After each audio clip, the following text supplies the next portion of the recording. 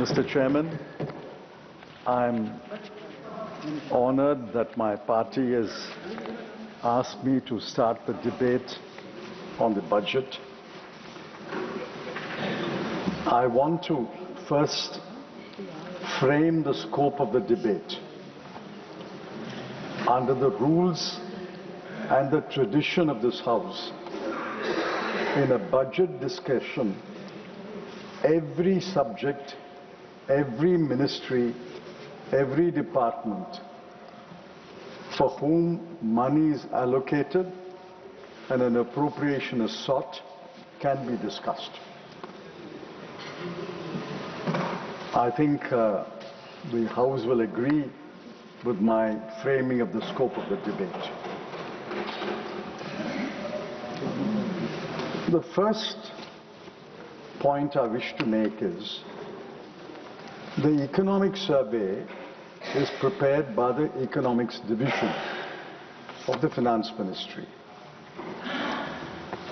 A lot of people put on a lot of work and do a lot of research and analysis to prepare the survey. It runs to over 700 pages. The narration is about 450 pages, and the statistical appendix is about over 200 pages. I wonder whether the government and its key ministers read the economic survey. The most charitable view is that they don't care for the chief economic advisor. The uncharitable view is that while the chief economic advisor is bringing the government down to earth, what is happening around the country, I think the government and the ministers want to soar high and reach another planet as if we are not living on earth. There are a number of challenges listed in the economic survey. I'll take up only 4 challenges. Capital investment. For some years now, for almost 12 years, capital investment, gross fixed capital formation, is stuck at 30% of GDP. Net FDI in 2024-25 has collapsed to less than 0.09%. FPIs, foreign portfolio investors, are pulling out. Private investment, although companies are cash rich, is stuck at 22% of GDP. In this situation, where neither the public sector, nor the private sector, nor the foreign investor is investing in India, this government has cut capital expenditure. In the year that ended 25-26, they have cut capital expenditure by a whopping 1,44,376 crore. The centre has cut its capital expenditure by 25,335 crore, and what is worse is the state's capital expenditure, for which the centre gives advances, is cut by 1,19,041 crore. Should there not be an explanation? Why did you not give the money? Or did you impose conditions which the states can't fulfill? There must be a reason for that. No reason in the Honorable Finance Minister's speech. The second challenge is unemployment.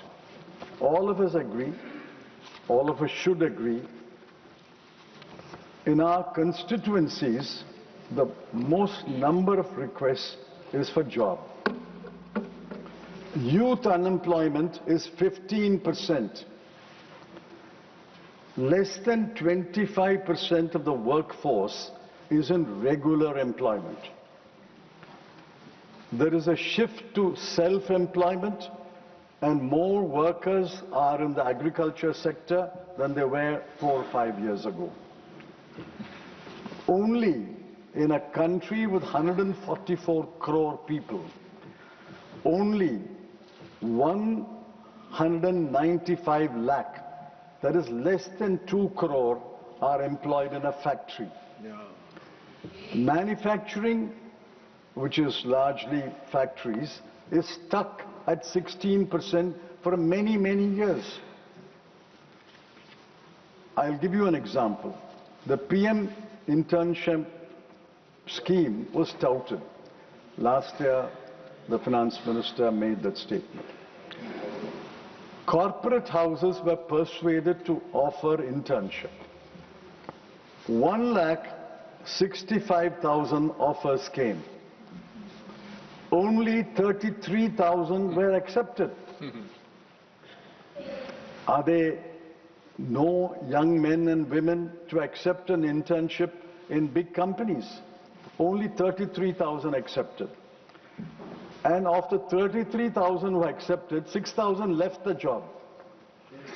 So what is wrong with the internship scheme? She touted it last year. She must explain why the scheme has totally failed this year. The third challenge is the slow growth rate. In paragraph 14 of the Honorable Finance Minister's budget speech, she said, and I'll quote that,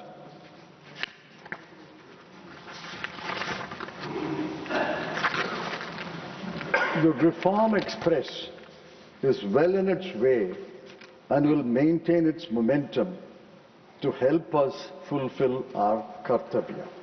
The Reform Express is well in its way. Along with Vande Bharat and Tejas, they may even introduce a train called Reform Express. But the Reform Express is stuck. It's not derailed yet, but it is stuck. Yes. Yes. Look at the nominal growth rate.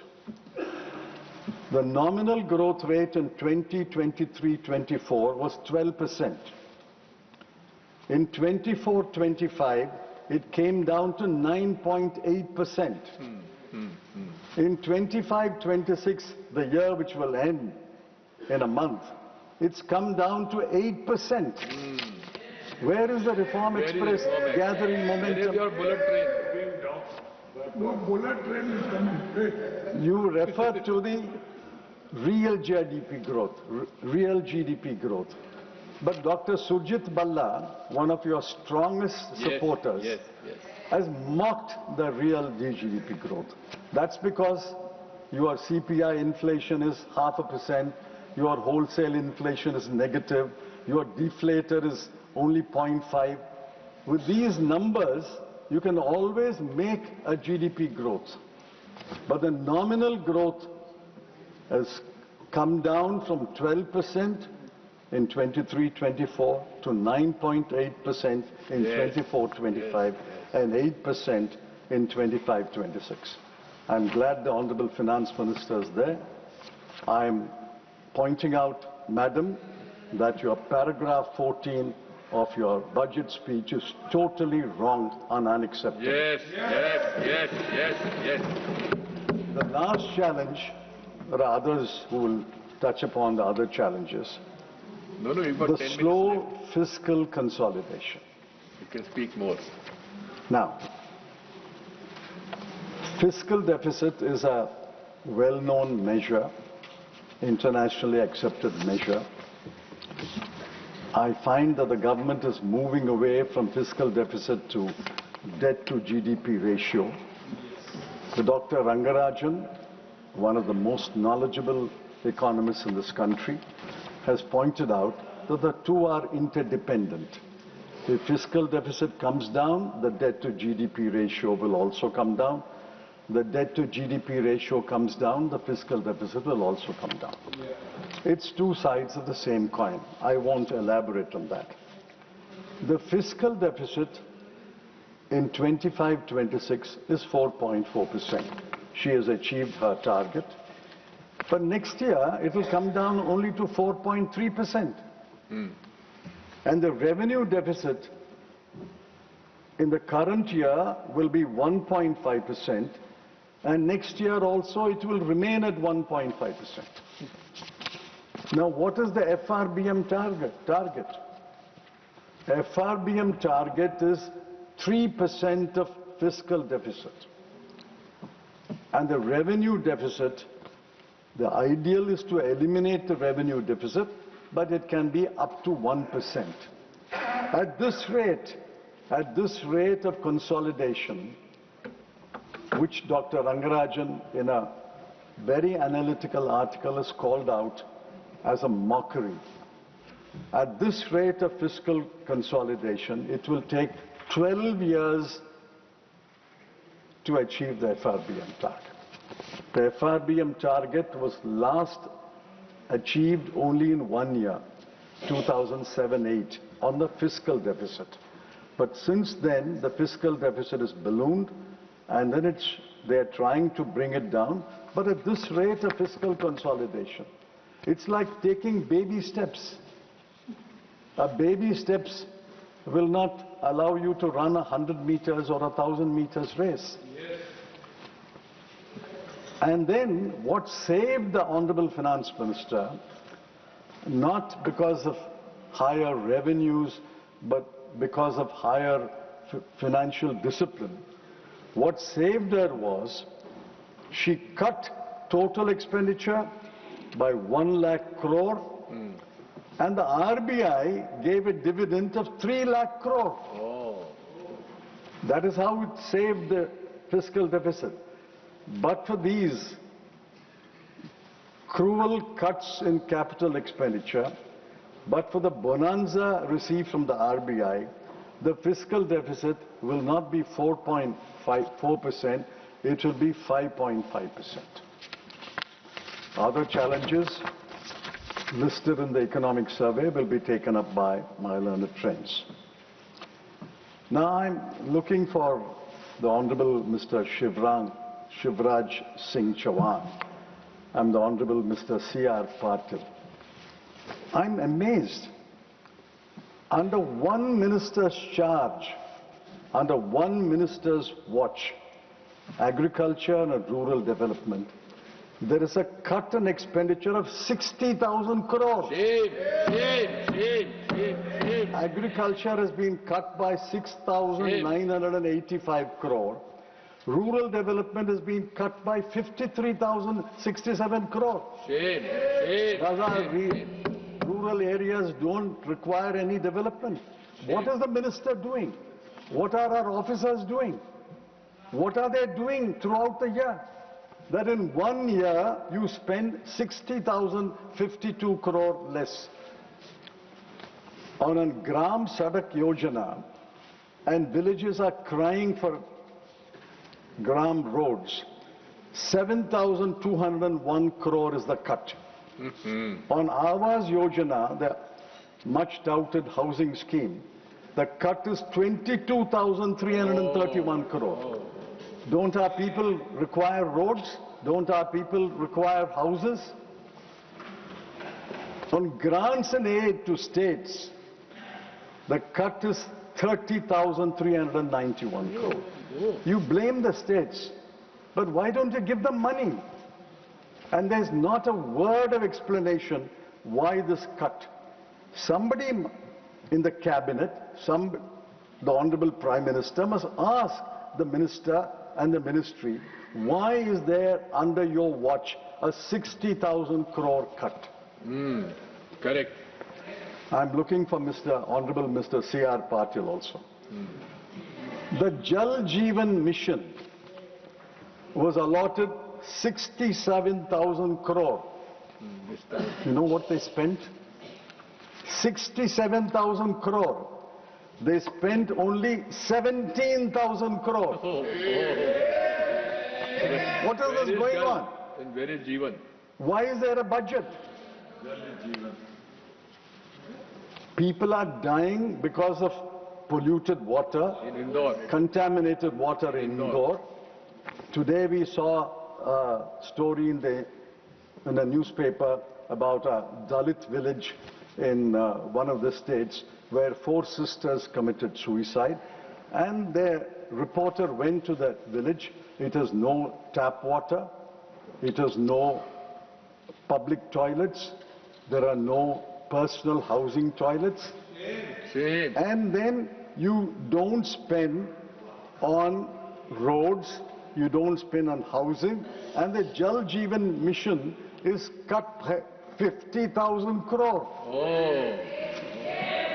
Oh. Defense expenditure is at a low of 11.4% of total expenditure. This is the nationalism. Defense expenditure is 1.6% of GDP. 1.6% of GDP, and defense expenditure is 11.4% of TE, and this is an all-time low. Scientific departments, my good friend, a very suave friend, scientific departments did not spend 18,665 crore. Urban development did not spend 39,573 crore. Social welfare was cut by a round number, 9,999 crore.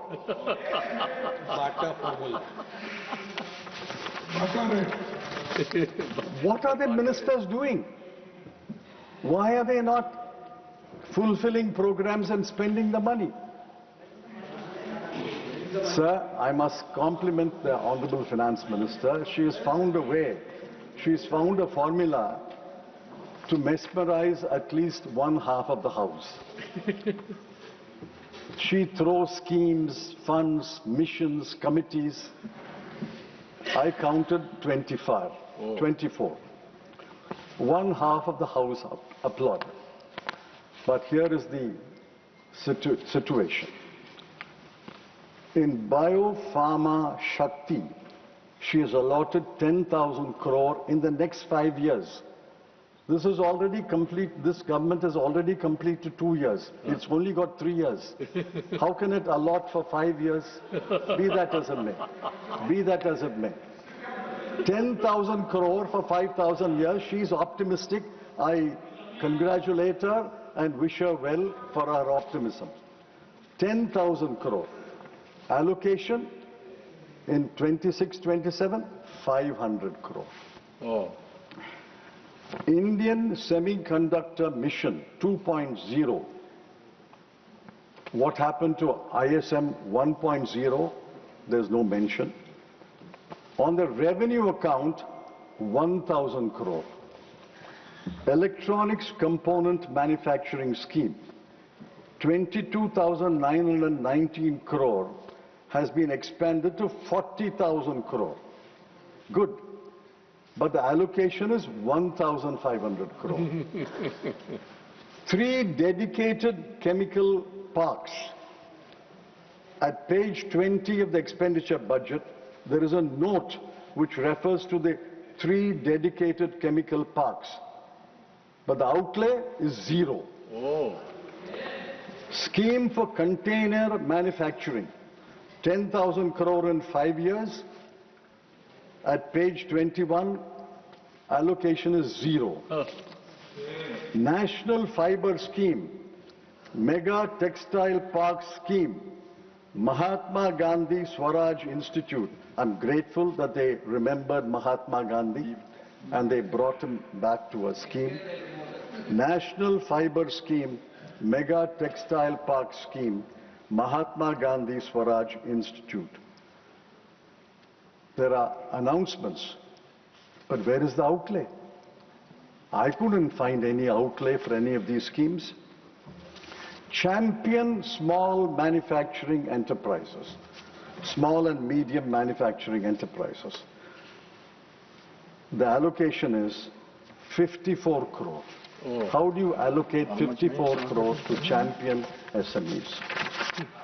I'm afraid this budget is cautious, parsimonious, forgetful of the past year, Yes, dementia. and this will vanish. It has already vanished from the newspapers. Another minister and another deal is occupying the front pages now. The finance minister and the finance minister's budget speech has vanished. This is a forgettable budget which has been prepared by a finance minister who forgot her promises made in this house last year.